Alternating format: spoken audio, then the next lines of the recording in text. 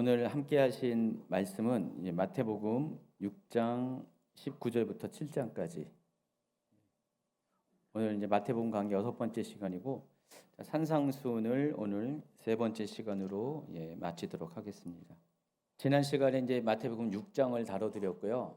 마태복음 6장은 크게 2개의 주제로 나눠집니다. 그래서 지난주에 소개한 그 1절부터 18절은 전반부는 유대인들이 지키는 온전법이 있습니다. 유대인이라면 반드시 지켜야 될 것이 있는데 3가지가 있어요. 구제와 기도와 금식입니다. 그래서 이것을 소재로 율법을 지키는 것과 율법을 이루는 삶을 비교해 드렸습니다. 그러니까 우리가 단지 율법을 하나님께서 지키라고 준 것만은 아니거든요. 율법을 주실 때는 율법을 주신 원래 목적이 있습니다. 그것을 이루는 삶을 살기를 원하는데 이 부분에 대해서 비교를 해드렸습니다. 어떤 것이 율법을 단순히 지키는 것이고 어떤 것이 율법을 이루는 삶을 사는 것인지를 비교해 드렸습니다. 그래서 여러분 율법을 지키려고 하는 사람들의 공통적으로 나타나는 특징이 있어요. 한결같이 외식을 좋아한다는 거. 외식을 좋아하죠. 그래서 외식이라는 것은 남들에게 사람에게 보이려고 하는 위장된 행동을 가리킵니다. 나는 원래 그렇지 않은데 사람들에게 뭔가 잘 보이려고 하는 것들 있잖아요. 내 마음은 그렇지 않은데 행동은 따로 나오는 것. 마치 연극 배우가 연기를 하듯이.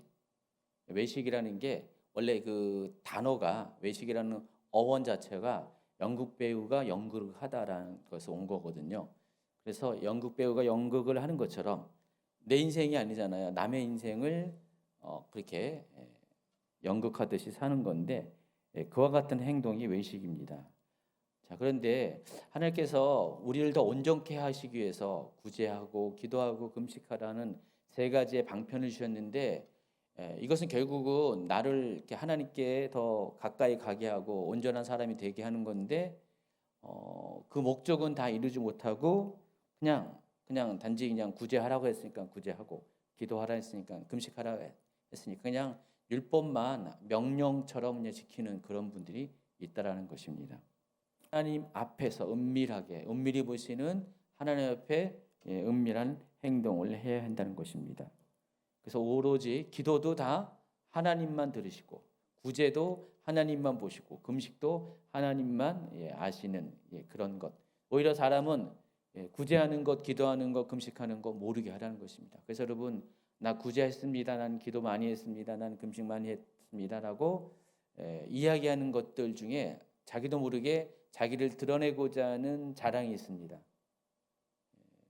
혹시 여러분 이 3가지의 이 온전법 꼭 유대인만 하는 게 아니잖아요. 우리도 많이 하잖아요. 크리스천들 많이 하는데 혹시 이것 중에 여러분 하는 행동을 잘 살펴봐서 구제할 때 남들이 되도록 알 수 있도록 내 마음의 중심에서 그렇게 생각하고 행동을 하는지, 또 기도할 때 일부러 남들이 다 내 기도하는 거 볼 수 있도록 큰 소리로 하든지 아니면은 내가 금식기도 합니다라고 하는 것들을 드러내기를 원하는 거, 남들이 알아주길 원하는 거, 이런 행동. 혹시라도 마음에 조금이라도 그런 마음이 있다면은 이건 전부 다 외식이에요. 아무리 그렇게 해더라도 아무리 여러분이 기도를 오래 한다 할지라도 40일 동안 금식을 한다 해도 아무것도 아니라는 겁니다. 의미가 없는 거예요. 괜히 고생만 한 거예요. 괜히 몸만 상한 거니까 이런 거 절대로 하지 마세요. 그렇게 행할 바에 아예 안 하는 게 나아요. 기도 안 하는 게 낫고 금식 안 하는 게 낫습니다. 자, 이어서 오늘 다뤄드릴 이 마태복음 6장 19절부터 34절은 하나님의 자녀된 크리스천들이 이 재정에 대해서 어떠한 태도와 자세를 가져야 할지에 대해서 설명을 합니다. 먼저 알아야 될 것은 재정은 마찬가지로 억지로 드리는 게 아닙니다. 제가 이제 교회에서 이제 담임 목사이기 때문에 교회의 어떤 여러 가지 재정에 관한 것들을 여러분에게 설명하고 또 여러분에게 헌신을 또 요청하고 그럴 때가 있잖아요. 최근에는 지금 선교와 구제에 대한 이런 여러분의 그런 후원도 요청하고 또 지금 이제 성전을 이렇게 리모델링 하고 있기 때문에 예배실을 리모델링하기 때문에 이 부분의 재정을 이렇게 여러분에게 요청하는데 혹시라도 목사님이 내가 이렇게 헌금하는 것들을 알고 계실 거야 라는 생각에 혹시라도 그것 때문에 내 체면 때문에 나는 뭐 내가 직분이 뭐니까 나는 뭐니까 이 체면 때문에 헌금을 하는 경우가 있다면은 그거는 해봤자 하나님이 받는 헌금이 아니라는 거. 여러분 열심히 했는데 나는 헌신을 했는데 하나님이 받는 헌금이 아니라는 것. 그런 거 생각하셔야 돼요. 어떤 분들은 나중에 이제 헌금을 할 때는 열심히 했어요. 했는데 나중에 어떤 일이 생겨가지고 막 이렇게 교회와의 관계가 좀 이렇게 섭섭한 일이 생기고 또 원망할 만한 일이 생기면은 당장 헌금한 게 아까워요. 그런 분이 있어요, 실제로요. 가끔 가다가 헌금한 거 돌려달라는 사람이 있어요. 실제로 있습니다. 헌금한 거 돌려달라고. 어떤 분은 남편이 막 와서 돌려달라고 그런 분도 있고 그래요. 근데 혹시라도 그런 마음으로 한 경우가 있다면은 그거는 전부 다 하나님 앞에 한 게 아니라는 거예요. 일단 우리가 하나님께 헌금을 드렸다, 그걸 잊어버려야 돼요. 내가 드린 것 자체를 잊어버려야 돼요. 내가 몇 년 몇 월에 얼마 했다 가지고 그냥 다 카운트해가지고 늘 머릿속에 나는 이만큼 헌신했는데라고 마음속에 생각하고 그것을 뿌듯히 여기고 또 내가 헌금이 많이 있으니까 또 교회에서 알아주길 원하는 이런 것들. 옛날에 그런 거 참 많았죠, 그렇죠? 옛날에 이제 보통 이제 교회에서 직분을 임명할 때 그런 경우가 많이 있어요. 특별히 이제 뭐 장로, 권사 이렇게 임명받을 때 옛날에 교회들 중에서 그런 게 많이 있어요. 장로가 되려면은 뭐 몇 천만 원을 헌금해야 된다. 원래 시작은 그렇게 된 게 아니었을 거예요. 처음에는 자원하는 마음에서 하다가 어느 정도 시간이 지나면서 율법이 돼버린 거예요. 그러다 보니까 뭐 장로가 되려면은 어느 교회는 뭐 1억 뭐 막 그랬었어요. 그런 식으로 해가지고 막 그것 때문에 뭐 상처받은 사람이 있고 또 어떤 분들은 그렇게 해서 장로가 됐기 때문에 너무 당당한 거예요. 나는 이렇게 내 헌신을 했고 그것 때문에 장로가 됐기 때문에 너무 떳떳한 거 할 말을 다 해도 된다. 뭐 어떤 나름대로 권리 주장을 하는 경우도 있더라고요. 근데 이거 다 하나님이 받지 않은 것이라는 것을 아시기 바랍니다. 여러분이 하나님 앞에 헌금을 드릴 때 어떻게 돼요? 그 헌금은 전적으로 여러분이 헌금을 드리는 그 순간부터는 여러분 손에서 떠난 거여야 돼요. 이렇게 던져진 공이고 쏘아진 화살과 같은 거예요. 이미 여러분에서 떠나버렸습니다. 그거에 대한 권리 주장하면 안 돼요. 그거에 대한 여러분 내가 이렇게 했다라는 자신감 가질 필요가 없습니다. 이건 그렇게 하는 순간에 하나님과 여러분의 계산은 끝. 하나님은 여러분이 한 것들을 기억하지 않은 거예요. 하나님 내가 몇 월 며칠에 이렇게 하지 않았습니까? 글쎄다 기억 못하는데 하나님의 기억에서 사라지는 것입니다. 그러니까 모든 것들은 다 이렇게 하나님과 나 사이에 그냥 아무런 대가 없이 은밀한 가운데 하는 거지 꼭 사람에게 보이려고 하는 것도 외식도 문제지만은 내 자신이 그 부분에 대해서 그렇게 생각하는 것도 동일한 외식이라는 사실을 아시기 바랍니다. 자, 그런 측면에서 재정도 마찬가지입니다. 지금 마태복음 6장 전부 다 이 외식과 관련된 재정도 하나님께 온전하게 드리는 재정은 외식하지 않는 재정입니다. 그걸 가지고 내 스스로 드린 것에 대해서 카운팅하지 않는 것이 하나님이 기뻐하시고 하나님이 받으시는 재정과 관련된 원칙이라는 것을 아시기 바랍니다.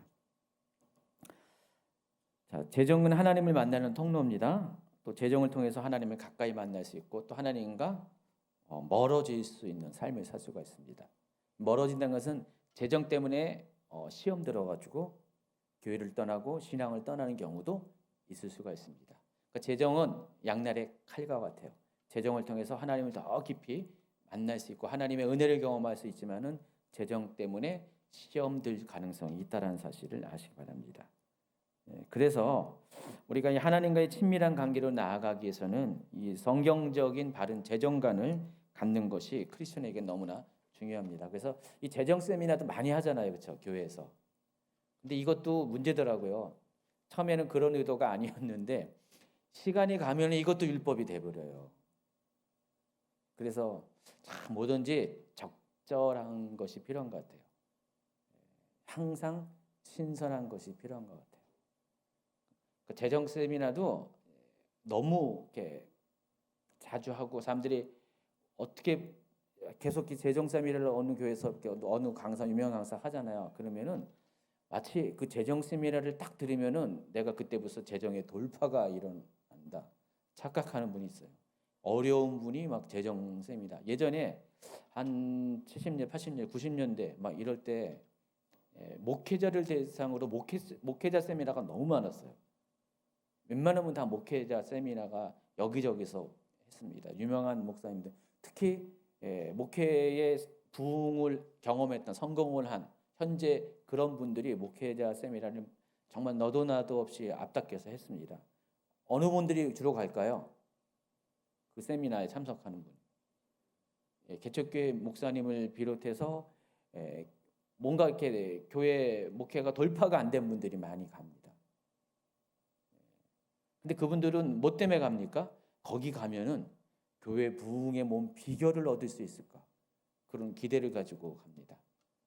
근데 어느 정도 그 부분에 대해서 그렇게 열매를 얻을 수가 있는데 목적 자체가 그렇게 하다 보니까 이것도 또한 율법이 돼버리는 거예요. 지금은 목회자 세미나 거의 안 보이는 것 같아요. 항상 이게 뭔가 새로운 것들이 항상 이렇게 등장해요. 새로운 소재로 뭔가 강의들, 뭔가 집회들 이런 것들이 열리곤 하는데 다 무엇이든지 간에 항상 신선해야 되고 항상 이것이 하나님 앞에서 정말 하나님 나라를 구하고 또 영혼을 살리고 하는 그런 목적만 분명하다는 것은 뭐 이렇게 이상해지지 않는데 그런 것들이 빠져버리고 사람의 뭐 어떤 필요, 유익, 어떤 목적을 따라서 하다 보면은 다 그렇게 변질되고 이상해진다는 것을 아시기 바랍니다.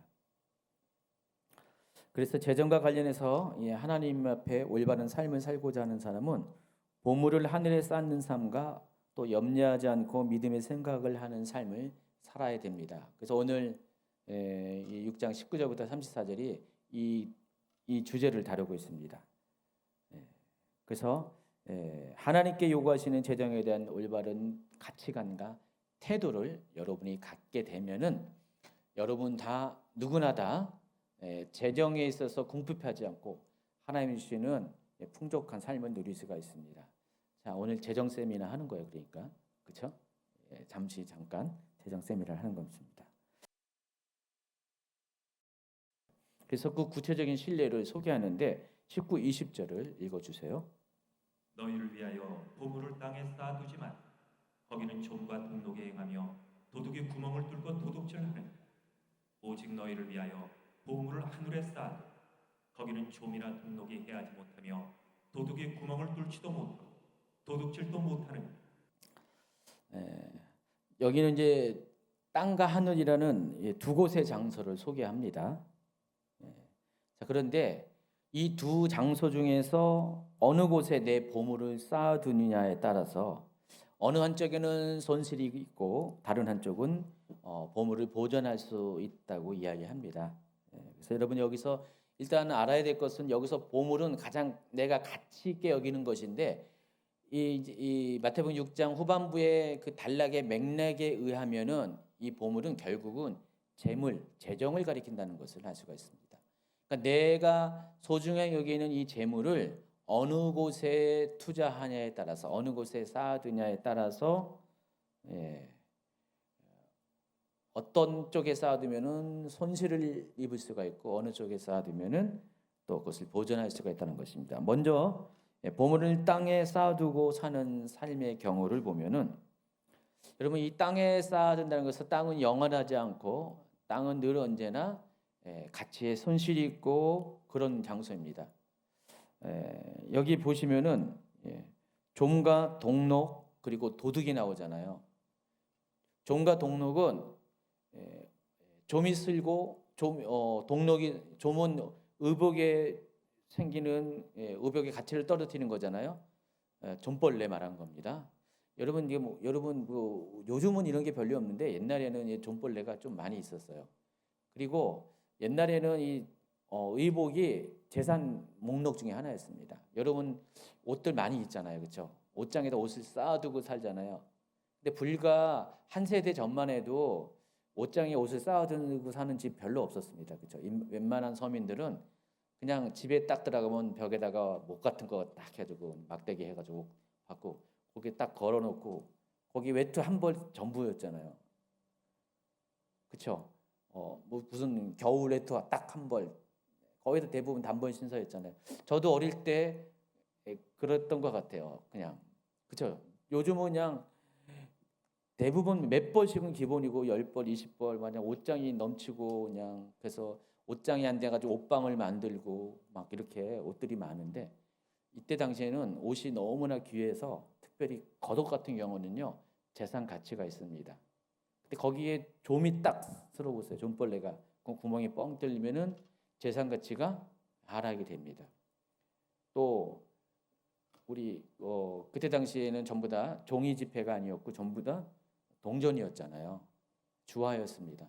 여기에도 오래 두면은 녹이 씁니다. 동록이 든다고 그러죠. 이렇게 되면은 이 주화의 가치가 떨어집니다. 그리고 옛날에는 흙으로 진 집들이 많이 있습니다. 그래서 가장 귀한 것들을 맨 깊숙한 데 뒀는데 아뿔싸 그 깊숙한 뒤 담장을 벽을 뚫고 도둑이 그것을 빼앗아 갑니다. 훔쳐갑니다.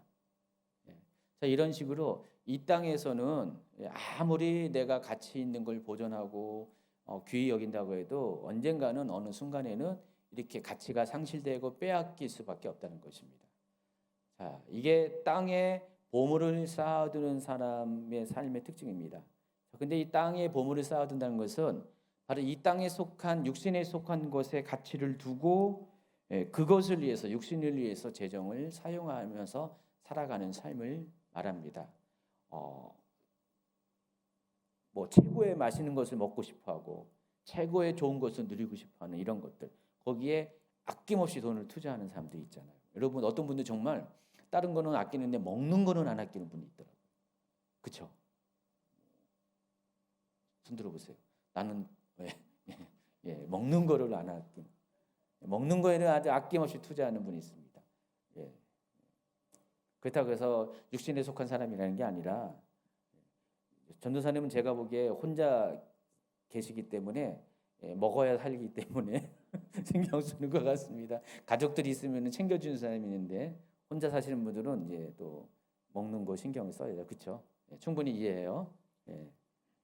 어떤 분은 정말 이렇게 외모를 꾸미는데 최선을 다한 분 있잖아요.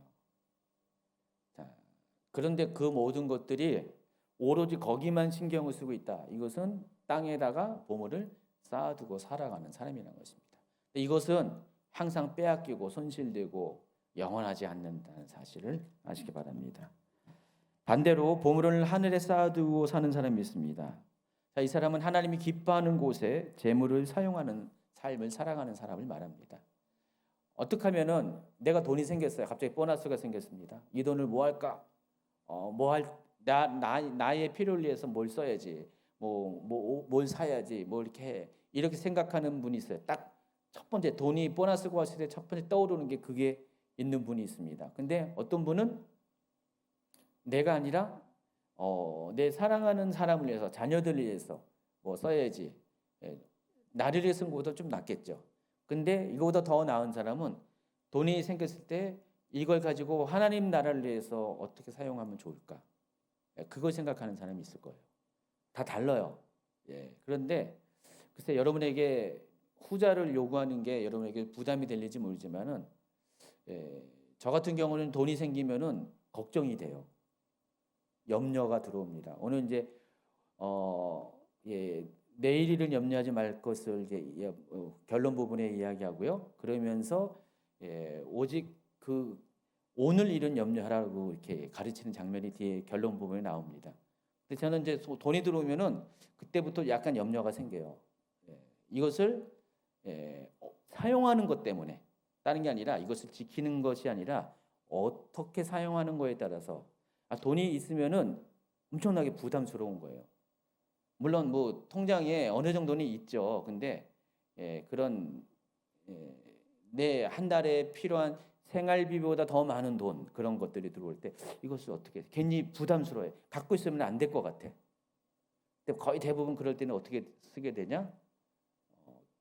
하나님 나라를 위해서 쓰게 되더라고요. 예. 여러분도 그러지 않아요?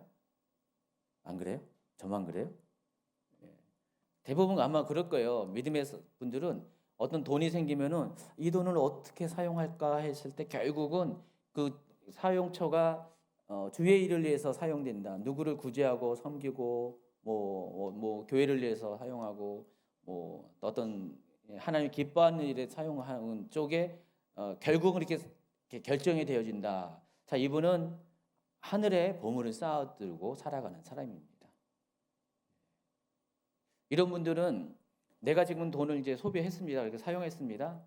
없어진 것 같지만은 언젠가 내가 돈이 필요할 때 하나님이 그걸 갚아주세요. 하늘 창고에 은행에 보관했었다가 이자를 붙이는데 뭐 금리 뭐 3%가 아니라 100%도 아니고 어떨 때는 무한대 뭐 1000%, 10,000%에 나는 하나님께 한 100만 원을 드렸는데 하나님은 1,000만 원을 주실 때도 있고 억대로 주실 때가 있고 그렇습니다.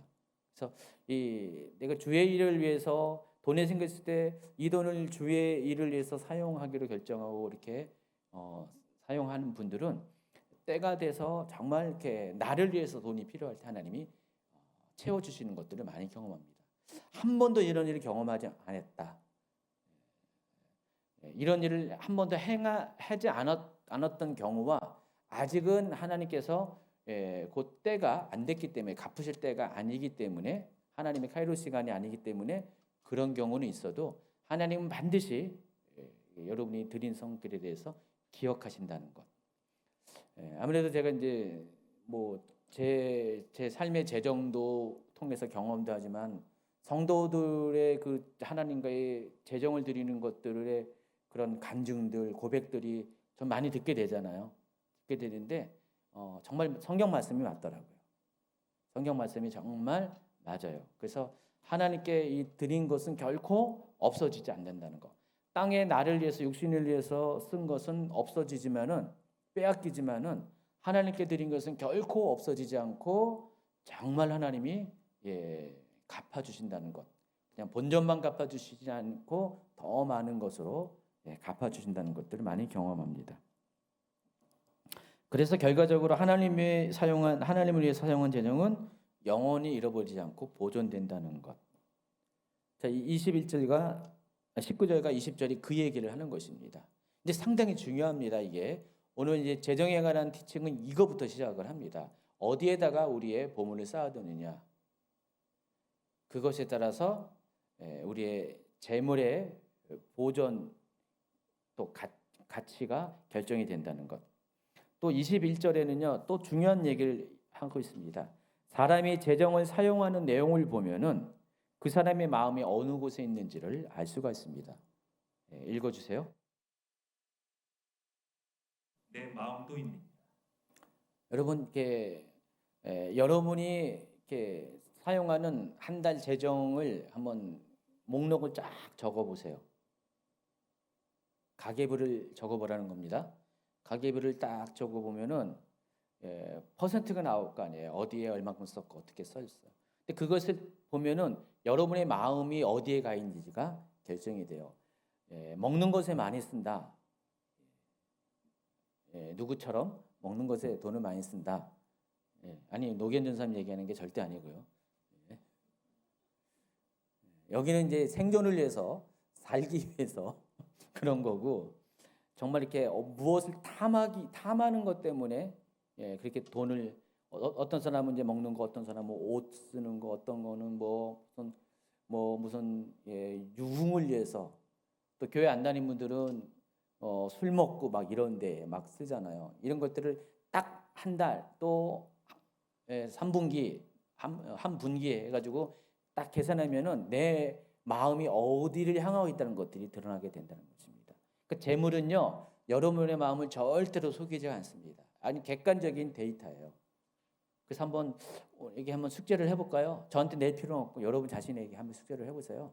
그래서 과연 내가 쓰는 재정이 어디에 주로 쓰여 있는가를 한번 확인해 보시면은 내 마음이 어디에 있다는 것을 알 수가 있습니다. 연애하는 커플은요,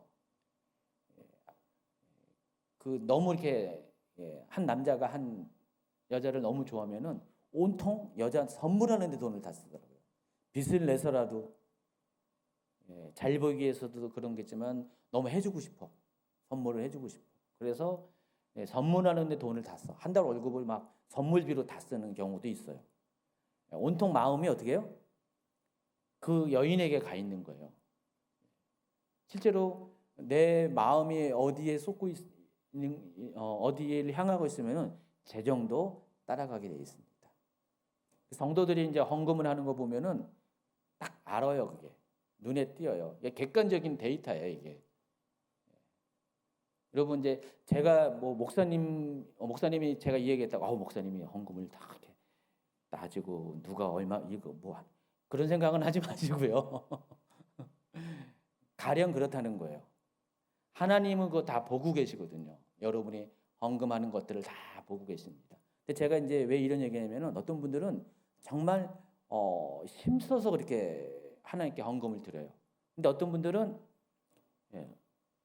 반대로 이렇게 행하는 분이 있습니다. 정말 하나님 앞에 너무 소극적인 분이 있어요. 재정 드리는 것도 그냥 잔돈 드리듯이. 잔돈은 아니에요. 잔돈은 아닌데 그분의 생활 수준에서는 잔돈이에요. 어떤 사람은 정말 이렇게 가난한 가운데 액수는 똑같은데 비교해 보면 두 사람의 액수는 똑같은데 따지고 보면은 그분의 생활 수준에 보면은 어떤 사람은 너무 성의 없이 드리는 거고 어떤 사람은 정말 최선을 다해 드리는 거. 이걸 하나님이 보고 계신다는 겁니다. 근데 이것은 하나님이 보고 계신 것도 중요하지만은 이걸 보면은 내 마음이 어디 있는가를 알고 있어요. 말로는 내가 하나님 사랑한다고 여기서 아까 찬양할 때 I love you 하면서 막 이렇게 그냥 표정은 그렇게 했는데 헌금 드리는 거 하나만 보면은 이 찬양 드리는 행동과는 정 딴판일 수가 있다는 것입니다. 혹시 여러분 시험 들지 마세요. 오해하지 마시고 이런 오해를 하면 제가 이런 말을 못해. 여러분도 들어야 될 것을 들어야 되잖아요. 제가 작정해서 들은 게 아니라 오늘 말씀 가운데 가지고 하는 겁니다. 실은 이게 제자훈련 시간에 이걸 다루는 건데 제자훈련 시간에는 제가 좀 솔직하게 이야기하고 좀 리얼하게 이야기합니다. 근데 주일 설교 같은 데는 잘 이런 얘기 안 하는데 여러분 들어야 될 필요가 있는 거예요. 근데 여러분 재정 세미나 가면 이런 거 다 들어요. 솔직하게 다 들읍니다. 그래서 여러분 이 재정을 사용하는 것에 내 마음이 있다는 것은 아주 그 명언이에요. 아주 진리의 말씀이라는 겁니다. 그래서 여러분 항상 이 부분에 대해서 내 재정 사용하는 것에 여러분의 마음 상태를 점검해 주셔야 됩니다. 만약에 나는 정말 하나님 앞에 아까워하고 있다. 그럼 여러분의 신앙이 지금 외식하고 있는 거예요. 그걸 외식이라고 하는 것입니다. 그래서 재정의 사용을 결정함에 있어서 중요한 것은 내 눈의 건강입니다. 여러분 눈이 밝으면은요 22절 23절 눈은 몸의 등 온몸이 밝을 것이요 눈이 나쁘면 온몸이 어두울 것이니 그러므로 내게 있는 빛이 어두우면 그 어둠이 얼마나 더하겠느냐. 여러분 눈이 나쁘면은 내 육신의 행동이 그 눈에 바라보는 것에 결정이 되거든요. 눈이 정말 안 좋으면은 이렇게 시야가 불분명하고 그러면은 여러분 만약에 운전을 한다고 생각해 보세요. 운전을 하다 보면은 잘 안 보여. 눈이 어두워서 잘 안 보여. 시력이 안 좋아서. 그 상태에서 운전하면 운전 제대로 못하죠. 속도도 못 내고 조심조심 해야 되는데, 그런데 눈이 안경 속을 밝으면 자신 있게 운전을 하게 되잖아요. 그러니까 눈이 건강해야지 뭐든지 다 건강하다는 것입니다. 여러분, 눈이 건강해야지 바라볼 것을 제대로 바라보고요, 분별할 것을 제대로 분별한다는 것입니다. 그래서 여러분이 재정과 관련돼서도요, 여러분의 눈이 좋아야 돼요. 재정을 바라보는 눈이 건강해야 돼요. 그러니까 재정과 관련된 여러분의 안목, 관점이, 가치관이 건강해야지 거기에 맞춰서 여러분의 재정도 거기에 맞게끔 사용된다는 것입니다. 그 재정에 대한 관점, 재물에 대한 가치관, 이 성경적 가치관이 중요한데, 그럼 눈이 좋은 사람은 어디를 바라볼까요? 아까 19, 20절에 이야기했는데 둘 중에 하나죠. 눈이 좋은 사람은 하늘을 바라보게 된다는 것입니다. 눈이 나쁜 사람은 앞에 있는 땅만 바라보게 되는데, 내 영적인 눈이, 재물에 대한 눈이 건강한 사람은 하늘을 바라보게 된다는 것입니다. 결과적으로 보물을 어느 곳에 쌓아두느냐, 다시 말해서 재정을 사용하는 용도를 살펴보면은 내 마음의 눈이 어디를 향하고 누구를 섬기는지가 분명해진다는 것입니다. 여러분, 사람은 동시에 두 사람을 사랑할 수가 없어요. 한 사람을 사랑하면은 다른 사람이 안 들어와요. 근데 이 사람에 대한 마음이 식어지다 보면 또 다른 사람이 또 마음에 들어올 수 있어요. 항상 내 마음은 동시에 두 사람을 똑같이 사랑할 수는 없어요. 강도가 다르다는 것입니다. 더 사랑하고 덜 사랑하고, 아니면은 한 사람만 온전히 사랑하고 여기는 사랑하지 못하고. 그래서 여러분, 우리가 마음이 항상 둘 중에 하나를 선택하는 갈등 가운데 있어요. 특별히 재정과 관련돼서 이런 갈등이 많다는 것입니다. 이 재물을 위해서 정말 땅에다가 이 재물을 쌓아둘 것인가 하늘에 쌓아둘 것인가를 여러분은 늘 갈등합니다. 갈등하지 않아요? 헌금을 드릴 때 막 갈등하지 않습니까? 재정이 생길 때 이거에 대해서 잠깐은 갈등하잖아요, 그렇잖아요. 저도 갈등하는데 안 해요? 하잖아요. 그래서 늘 언제나 우리 마음은 이 두 가지 마음과의 선택의 싸움을 늘 합니다. 그런데 우리의 선택은 둘 중에 하나예요. 이 만몬이라는 신과 하나님, 둘 중에 하나를 선택하게 됩니다. 여러분, 이게 가나안 땅에서는 가나안은 범신 굉장히 신이 많았었어요. 가나안 땅은요. 그래서 그 중에 그 가나안 땅의 신의 이름 중에 하나가 만몬이 있습니다. 만몬. 이 만몬은 재물의 신이에요. 재물신이라고 부르는데, 이 만몬을 아예 신으로 섬기는 그런 종교가 있다는 것입니다. 그래서 지금 마태복음 6장 24절에는요, 여기 보면은 한 사람이 두 주인을 섬기지 저를 사랑하거나 혹 이를 중히 여기고 저를 경히 여깁니다. 너희가 하나님과 재물을 겸하여 섬기지 못한 일이라 할 때 이 하나님에 대응하는 이 재물이 만몬을 가리키는 것입니다. 그러니까 재물 자체는 객관적인 거잖아요. 객관성을 갖고 있잖아요. 그런데 이게 만약에 섬김을 받게 되면 신의 존재가 된다는 거예요. 그것을 만몬이라고 부른다는 것입니다. 그래서 재물을 신으로 섬기게 돼요. 근데 이것을 결정하는 게 누구냐? 바로 여러분 자신이라는 것입니다. 여러분의 마음이 선택을 하는 거예요. 만몬을 선택하냐? 아니면은 하나님을 선택하냐? 두 개 다를 선택할 수가 없다라는 것. 둘 중에 하나라는 것. 그래서 우리의 마음은 아주 정확하다는 것을 아시기 바랍니다. 자, 여러분은 어때요? 여러분의 마음은 어디가 있습니까? 여러분의 바라보는 건 어디를 바라보고 있습니까? 여러분은 과연 누구를 섬기고 있습니까? 한번 여러분 자신에게 질문을 해보시기 바랍니다. 솔직하게 질문을 하시고요.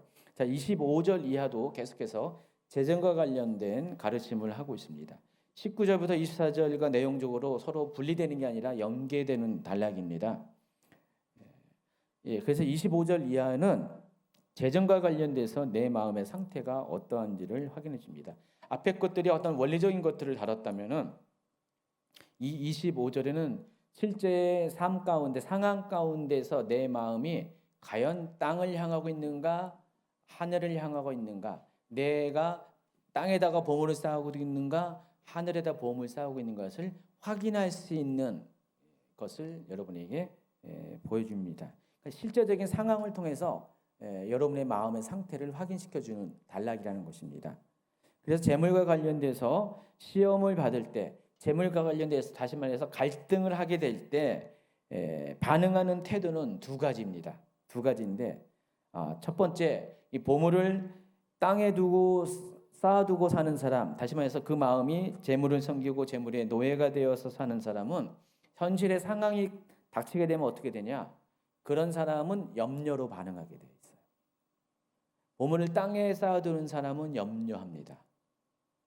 왜냐하면은 좀과 동록과 도둑이 있기 때문에, 너무나 잘 알고 있기 때문에 이것을 빼앗길까봐, 가치가 상실될까봐 전전긍긍하게 된다는 것입니다. 염려로 반응하게 돼요.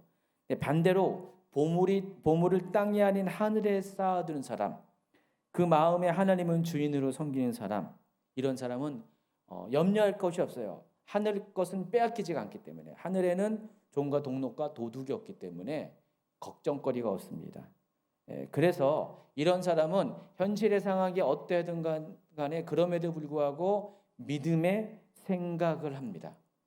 그러니까 염려와 믿음의 생각이 서로 대비되는 거예요. 보물을 땅에 쌓아둔 사람들은 염려하고, 보물을 하늘에 쌓아둔 사람은 믿음으로 생각을 하게 된다는 것입니다. 그래서 이 19절부터 24절까지의 원리적인 것들을 구체적인 상황 가운데서 확인시켜 주는 것이 25절부터 이하의 내용이라는 것을 아시기 바랍니다. 25절부터 32절까지를 쭉 한번 읽어보도록. 몸을 위하여 무엇을 입을까 염려하지 말라. 목숨이 음식보다 중하지 아니하며 몸이 의복보다 중하지 아니하냐. 공중의 새를 보라. 심지도 않고 거두지도 않고 창고에 모아들이지도 아니하되 너희 하늘 아버지께서 기르시나니 너희는 이것들보다 귀하지 아니하냐. 너희 중에 누가 염려함으로 그 길을 한 자라도 더할 수 있겠느냐. 또 너희가 어찌 의복을 위하여 염려하느냐. 들의 백합화가 어떻게 자라는지 생각하여 보라. 수고도 아니하고 길쌈도 아니하느니라. 그러나 내가 너희에게 말하노니 솔로몬의 모든 영광으로 입은 것이 이 꽃 하나만 갖지 못하였느니라.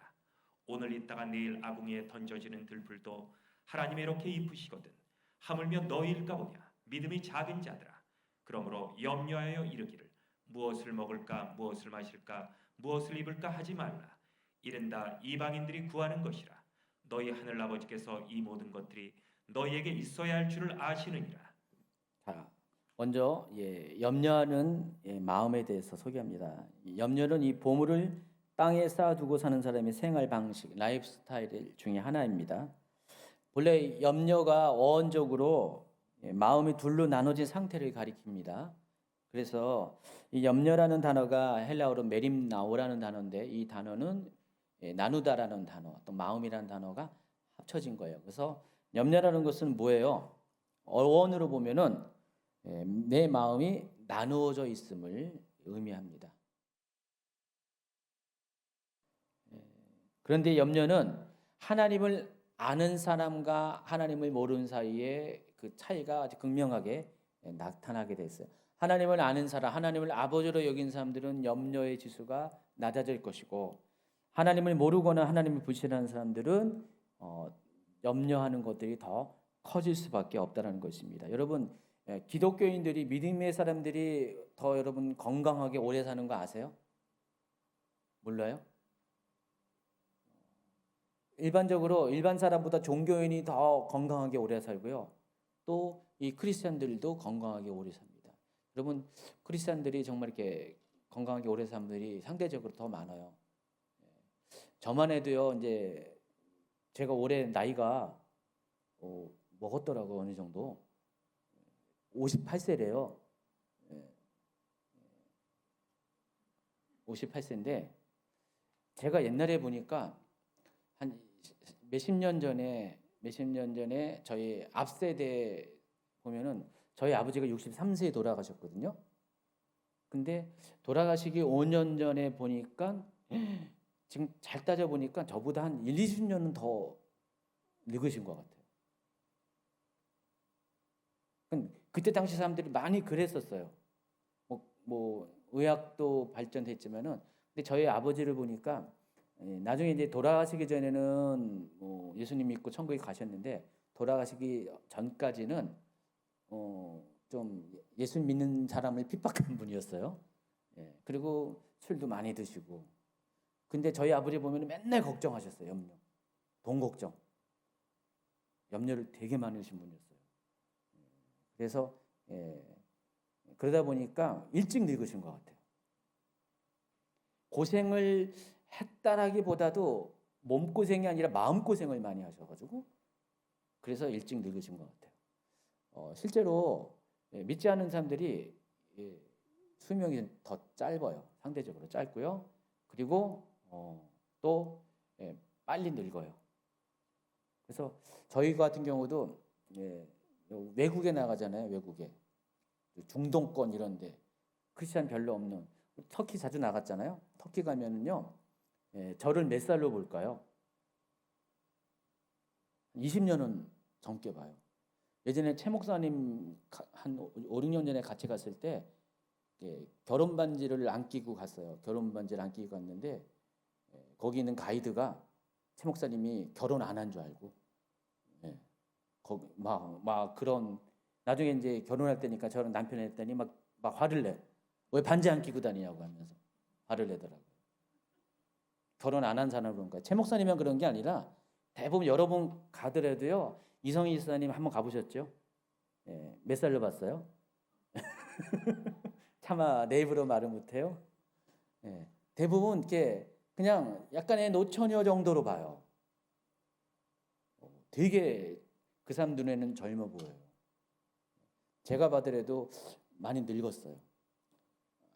알고 보면 20살밖에 안 됐는데 한 40대 보이는 친구들도 많이 있고. 근데 물론 뭐 서양인의 뭐 체질적인 특징도 있겠지만은 예수 믿는 사람 안 믿는 사람 굉장히 많이 차이 나더라고요, 실제로. 그래서 그 원인이 뭐냐? 이 걱정 근심이 많이 원인을 차지합니다. 그러니까 믿는 사람들은 걱정 근심 스트레스 지수가 상대적으로 낮을 수밖에 없어요. 그러다 보니까 건강도 그렇고 또 안 늙어요. 뭔 얘기하다가 이거 했죠? 염려하다가 이거는 이제 우리 강의 내용하고 상관이 없는 내용입니다. 그래서 염려는 하나님을 모르면 모를수록 염려 지수가 높아지고 스트레스가 많아진다는 것을 아시기 바랍니다. 그와 반대로 하나님을 아버지로 여긴 사람은 이 재정과 관련한 어려운 상황이 발생하게 되면 하나님을 신뢰하기 때문에 반응이 달라요. 똑같이 하나님 오는 사람은 염려로 반응하지만 하나님을 아는 사람은 믿음으로 반응합니다. 특별히 구체적으로 말하면은 믿음으로 생각하는 반응을 나타내 보인다는 것입니다. 자, 그렇다면은 여러분이 염려의 상황이 오면은 여러분이 어떻게 반응해야 될지를 결정할 수가 있어요. 만약에 염려하는 상황이 옳다. 그래서 어떻게 이겨야 됩니까? 여러분이 정말 하나님을 아는 사람이라면은, 하나님의 자녀라면은 믿음으로 생각을 해야 돼요. 어떤 생각을 해야 되냐? 일단은 오늘 본문을 통해서 알 수 있는 것은 두 가지 생각을 하기를 원합니다. 첫 번째, 우리가 아무리 염려해도 염려함으로써는 문제가 결코 해결되지 않는다는 사실을 생각해 보셔야 돼요. 걱정, 근심을 했는데 키가 커지니까 살아봤잖아요. 오랫동안 확인해 봤잖아요. 몇십 년 동안 이렇게 확인해 봤는데 결코 늘어나지 않습니다. 걱정, 근심한다고 여러분의 생명이 연장되는 것은 결코 아니라는 것입니다. 그것을 생각하라는 거예요. 그것을 인정하는 거예요. 그것만 인정하더라도 여러분 걱정이 좀 덜 해요. 안 되는 거를 계속해서 걱정을 하는 거예요. 그럼 포기를 잘 해야 돼요. 쉽게 포기하라는 뜻이 아니라 안 될 것에 대해서는 내려놓을 수 있어야 돼요. 그래야지 여러분 정신 건강에 좋습니다. 근데 안 되는 걸 알면서도 계속해서 걱정만 하는 거예요. 뭘 하는 것도 아니에요. 행동하는 것도 아니고 계속 걱정, 근심 이런 분들이 있잖아요. 여러분 어떤 큰 일에 스트레스를 받아가지고요. 한번 일주일, 뭐 한 달 정도만 걱정만 해보세요. 염려하세요. 여러분 나이가 10년은 늙어 보입니다. 그러면 하룻밤 사이에 걱정하고 나오면은요, 여러분 얼굴이 확 달라지는 거 아세요? 걱정, 근심이, 염려가 여러분 건강도 해치지만은 걱정, 근심을 통해서는 아무것도 이룰 수가 없다는 사실을 아시기 바랍니다. 이걸 생각하라는 거예요. 다 겪어봤잖아요. 두 번째는 하나님의 베푸시는 은혜를 생각해 보세요. 26절, 28절. 창고에 모아들이지도 아니하되 너희 하늘 아버지께서 기르시나니 너희는 이것들보다 귀하지 아니하냐. 또 너희가 어찌 의복을 위하여 염려하느냐. 들의 백합화가 어떻게 자라는가 생각하여 보라. 수고도 아니하고 길쌈도 아니하느니라. 자, 보시면은 하나님께서 지금까지 여러분을 어떻게 먹이시고 입히셨는지를 생각해야 되는데, 그 전에 들의 백합화를 보세요. 여기 들의 백합화는 아네모네 꽃을 말하는 겁니다. 양귀비 꽃이라고 하죠. 이스라엘 가면 들판에 그 양귀비 꽃이 지천에 늘려 있습니다. 봄 시즌에 보면은 빨갛게 핀 꽃이 있어요. 여기서 이제 백합화라고 해서 우리가 알고 있는 잎사귀가 넓은 그 백합화가 아니에요. 아네모네 꽃 한번 딱 쳐보세요. 아네모네, 그걸 아는지 모르겠는데, 아네모네를 한번 이렇게 구글에 치면은요, 이렇게 나와요. 아, 여기 실어줄 걸 그랬네요. 그게 쫙 깔려 있어요. 예수님이 지금 설교를 할 때요, 예수님은 늘 설교 방식이 뭘 준비해서 하시는 게 아니라 즉시로 떠오른 것을 이렇게 하거든요. 아까 제가 신방 끝나고 식사를 하면서 어느 분한테 그냥 이런저런 이렇게 아재 개그를 좀 많이 했어요. 했더니 제가 무슨 준비를 해서 생각을 골똘히 해서 미리 다 이렇게 준비를 해서 그 말씀을 하시는 줄 알고 있더라고요. 근데 절대 아니에요. 저는 그 즉시로 떠오르는 계시가 있습니다. 그걸 가지고 해요. 뭐 고민할 것도 없이 그냥 딱 떠오르는 거. 이게 성경적이에요. 실제로 예수님이 항상 예수님 설교할 때 뭐 준비해서 원고 써서 그런 게 아니라 이렇게 눈에 보이는 걸 갖고 비유를 가지고 말씀하세요. 제가 이스라엘 한번 갈 때 그때 그 저쪽 이 사마리아 쪽에 아니다 이스라엘 그 골짜기 쪽에서 주일 예배를 드린 적이 있어요. 들판에서 예배를 드려서 언덕에서 드렸는데 그때 설교가 이 산상수훈 갖고 제가 설교를 했어요. 우리 여기 이스라엘 성지순례 그때 성지순례 팀 주일 설교를 했는데 막 설교를 하고 있는데 산상수훈 갖고 설교를 하고 있었는데 때마침 공중에 봤더니 새가 거기 있는 거예요. 새가 항상 새는 있죠. 근데 떠나지 않고 계속 우리가 있는 데를 뺑뺑 도는 거예요. 뭐 독수리, 뭐 매도 아니에요. 그런 새도 아니에요. 그냥 동타새 같은 그 정도의 새인데 날개 이렇게 하는 새인데 계속해서 거기서 멈춰 있는 거예요. 제가 생각했어요. 예수님도 설교하다가 보니까 산상수훈하니까 딱 봤더니 공중에 새가 저러고 있는 거예요. 자 봐라. 그래서 사람들이 다 쳐다보는 거예요. 들에 이 공중에 새가 있는데 하나님께서 저 새가 자기 미래를 위해서 곡식을 곳간에 쌓아둘 것도 아닌데 하나님이 다 먹이시는 거 너희들 알지 않느냐 하면서 그리고 눈을 쫙 보더니 자 봐 아네모네 꽃을 봐봐 하면서 저렇게 지천에 깔려 있는 것도 저렇게 아름답게 하나님께서 입히시는데 하물며 너희일까 보냐라고 이렇게 말씀을 하시는 거거든요. 예수님의 설교 방식이 그래요. 근데 여기서 이 귀하지 아니하다라고 할 때 이 귀하다라는 것은 헬라어로 이제 구분되다라는 뜻입니다. 다르다라는 것입니다.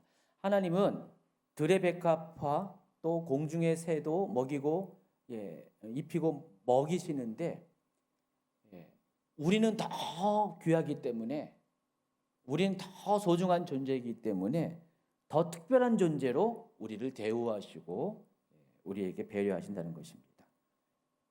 들의 백합화도 입히시고 공중의 새도 먹이시는 하나님께서 하물며 더 소중한 100배, 1000배로 소중한 우리들을 그렇게 먹이시고 입히시는 것은 당연하다는 것입니다. 그래서 그것을 생각하라는 거예요. 그것을. 근데 우리는 보통 생각 안 하잖아요. 믿음의 사람은 생각을 할 줄 아는 사람입니다. 하나님에 대해서 생각하고 하나님이 하신 일에 생각하고 하나님이 하실 것에 대해서도 생각을 할 줄 아는 사람인 것입니다. 여러분, 믿음은요 굉장히 합리적이어야 돼요. 덮어놓고 무조건 믿는 건 믿음이 아니에요. 합리적인 믿음을 가져야 돼요. 여러분, 이렇게 정말 믿음의 사람은 생각하고 믿는 사람이에요. 하나님이 어떤 분이란 것을 제대로 알고 믿는 사람이 진짜 믿음의 사람이라는 것입니다. 난 무조건 믿습니다 해서 믿어지는 게 아니에요. 그때는 믿습니다 했는데 상황에다 세면 못 믿어요. 예전에 그 부흥회 많았을 때는요 정말 이렇게 뜨거웠잖아요. 그 강사들이 하는 말이 있잖아요. 여러분 믿습니까? 그러면은 믿습니다 해야 돼. 안 하면 간첩이야. 거기 있으면 다들 거기 세뇌가 됐어. 믿습니다 하니까 믿습니다 해가지고 그냥 외치고 뭐 그것 때문에 믿음이 올라간 사람도 있긴 있어요. 근데 그 뒤에 집회가 끝난 다음에 일상의 삶에서 문제가 생기면은 안 믿어. 그런 사람이 더 많아. 말로는 그렇게 했는데. 근데 말씀을 아는 사람은 말씀에 대해서 깊이 경험한 사람들은요 그렇게 열정적으로 반응하지 않아도 말씀이 안에 있는 사람들은 정말 믿음으로 필요할 때 믿음의 행동을 하게 된다는 것입니다. 여러분, 믿음은 말씀을 아는 만큼 비례합니다. 하나님을 경험하는 만큼 비례한다는 사실을 아시기 바랍니다. 왜냐하면은 생각거리가 있어야 돼요. 생각거리. 하나님에 대해서 하나님이 어떤 분인지를 알아야 되지 생각을 하죠. 하나님도 잘 모르는데 우리 이렇게 사랑하는 남녀가 처음에 이렇게 만나서 살다가 어느 정도 이렇게 사이가 안 좋아지고 헤어지는데 그럴 때 보통 어떻게 돼요?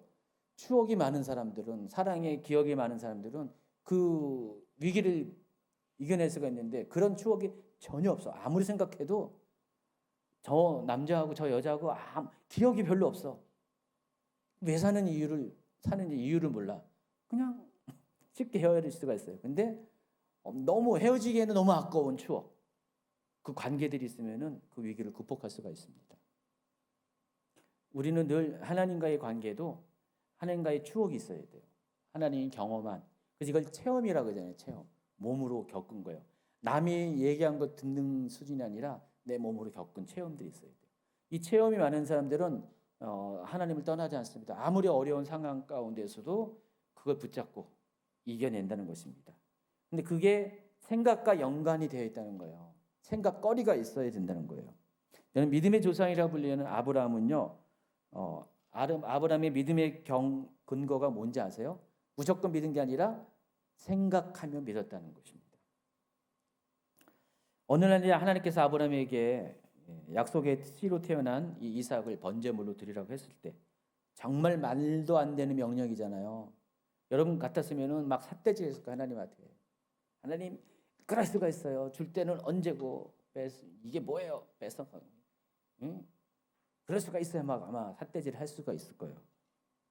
손가락은 올리지 않아서 마음속에 막 하나님 원망하고 불평하고 막 혼자서 그냥 끙끙대고 그럴 수가 있을 거예요. 근데 아브라함은 달랐어요.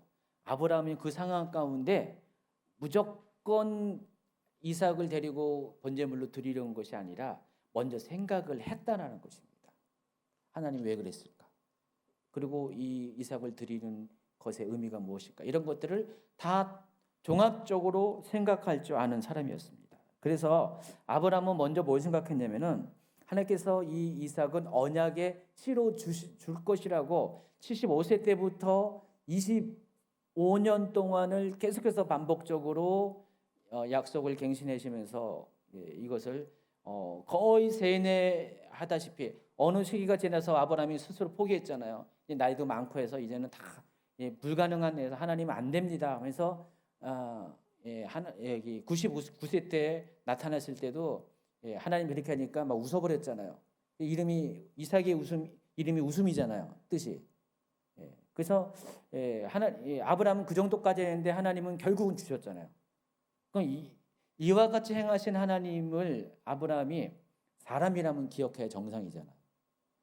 아브라함은요, 이삭의 존재가 어떤 존재라는 것을 기억할 줄 알았어요. 그리고 하나님의 약속에 대해서 아브라함은 그 전에 이스마엘도 있었잖아요.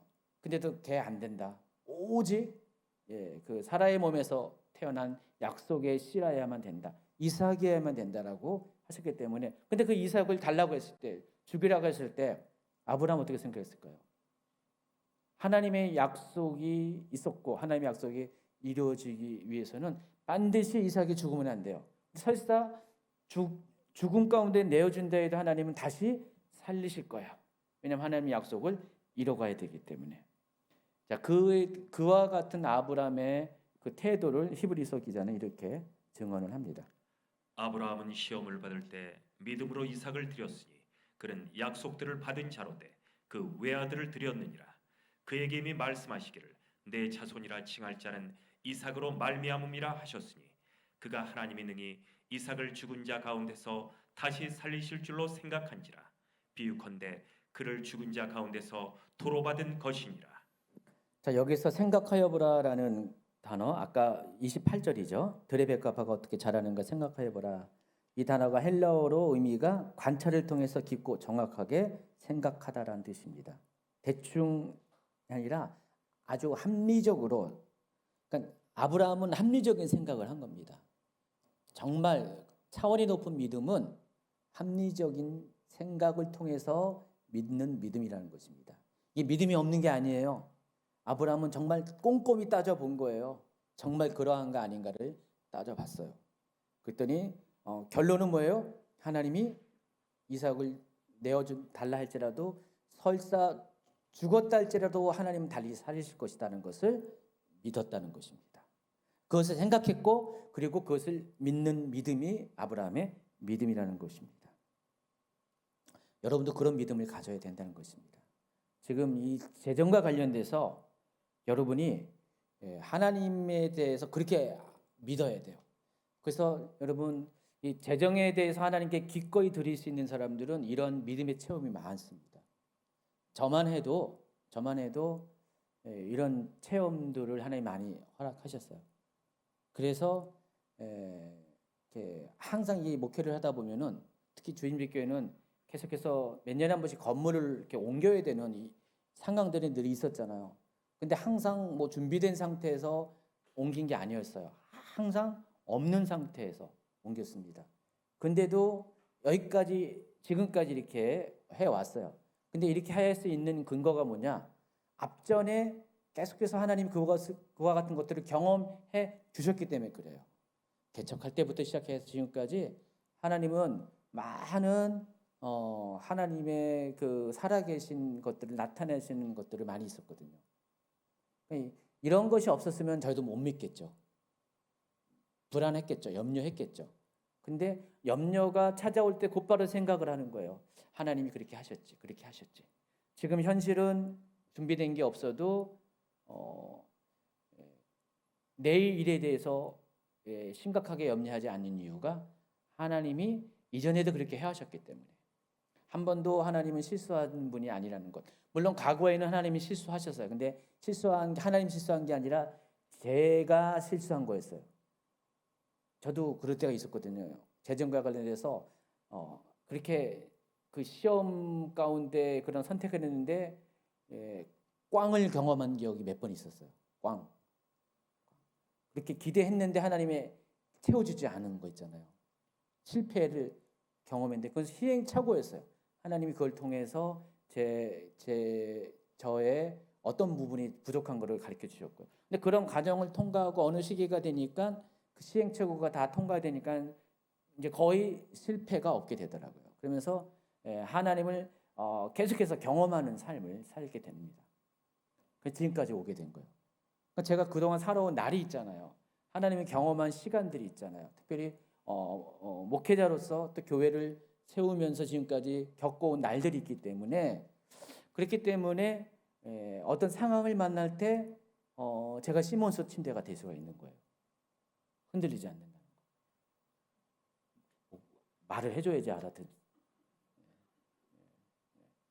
그래서 여러분도 그래서 그 상황을 겪는 건 어려워요. 힘들어요. 그 시간은 고통이고 두려움도 있고 슬픔도 있고 아픔도 있는데, 근데 그것들을 이겨내면은요, 여러분의 앞으로의 삶은 정말 이 웬만한 것은 정말 이렇게 눈 하나 깜짝하지 않을 정도로 믿음의 견고한 사람이 될 수가 있다는 것입니다.